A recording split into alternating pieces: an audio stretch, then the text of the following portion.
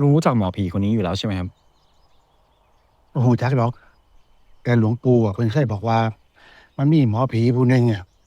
เล่นไสยศาสตร์สายดำมาเฮ็ดพิธีบูชาศพเก็บศพเพื่อต่อชีวิต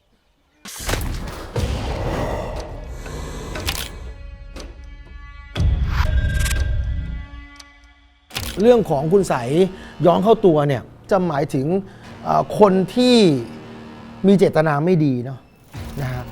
มีพลังลบเนาะแล้วก็ไปหาวิธีการในการทำคุณใสยไสยศาสตร์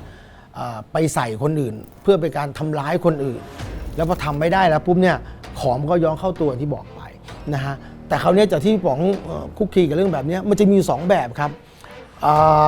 แบบที่อยากได้เข้ามาก็ไปทำคุณใสยด้วยการไปหาหมอผีไปหาหมอธรรมแล้วก็ทำแล้วก็ส่งพลังลบเนี่ยส่งไอ้เจตนาไม่ดีไปทำร้ายคนอื่นหรือว่าไปทำอะไรก็ไม่รู้เพื่อจะให้ได้สิ่งนั้นมาเนี่ยแล้วไม่ได้มันก็ย้อนเข้าตัวไกลแบบนึงก็คือคนที่เป็นคนที่มีวิชาอาคมเล่นของคือพวกเล่นของเล่นไสยศาสตร์คุณไสยใดๆเนี่ยครับแต่ไอ้ของแบบนี้มันจะมีกฎกติกาเช่นห้ามผิดลูกผิดเมียคนอื่นนะฮะห้ามดื่มเหล้า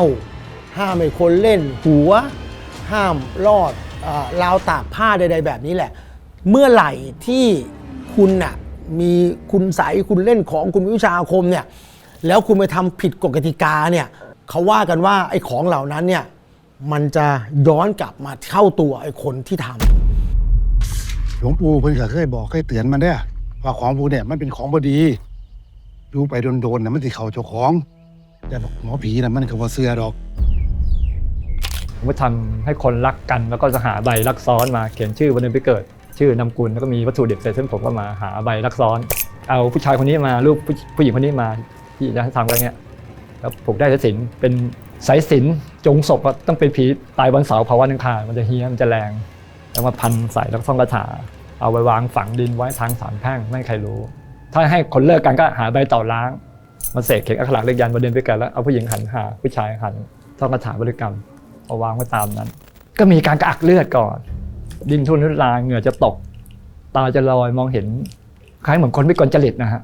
หายใจแรงหนึ่งถ้าทำแบบมันพายจะมีกลิ่นซากศพออกจากตัวเวลาพูดกลิ่นจะเหม็นออกจากปากจุดจบก็ไม่เพี้ยนไม่เสียสติก็ตายแล้วทำไมมันไม่ไปเกิดใหม่อะผมคิดว่าพลังของหมอผีน่าจะยังถูกกักเก็บไว้นะครับเขาต่อชะตาชีวิตตัวเองแบบไม่ถูกต้องการเอาชีวิตคนอื่นมาต่อชะตาทำให้เขาไม่สามารถไปเกิดได้เราต้องขอบูชาครูต้องหา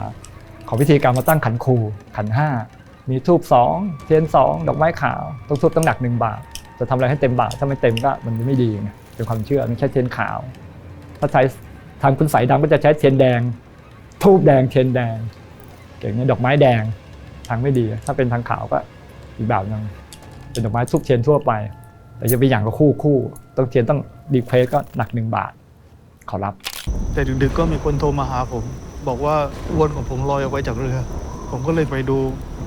ผ่านในตรงที่เขาเรียกว่าป่าช้าผมเห็นแสงไฟผมเลยย่องเข้าไปดูแล้วสิ่งที่ผมเจอต่อมามันน่ากลัวที่สุดในชีวิตที่ผมเคยเจอมา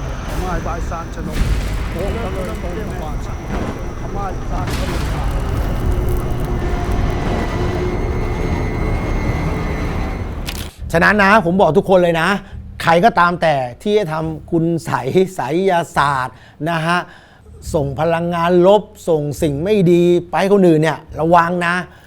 มันจะย้อนเข้าตัวนะแล้วถ้ามันย้อนเข้าตัวเนี่ยมันหนักเป็น10 เท่า100 เท่าเลยนะฉันไม่ควรทำอย่างเด็ดขาดนะพี่ป๋องเตือนแล้วนะว่าของแบบนี้นะไม่มีรายไหนจบดีสักรายนะห้ามทำเด็ดขาดนะครับ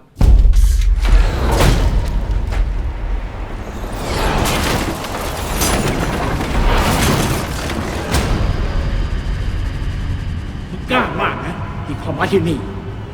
ถ้ามึงเข้ามามึงก็ต้องตาย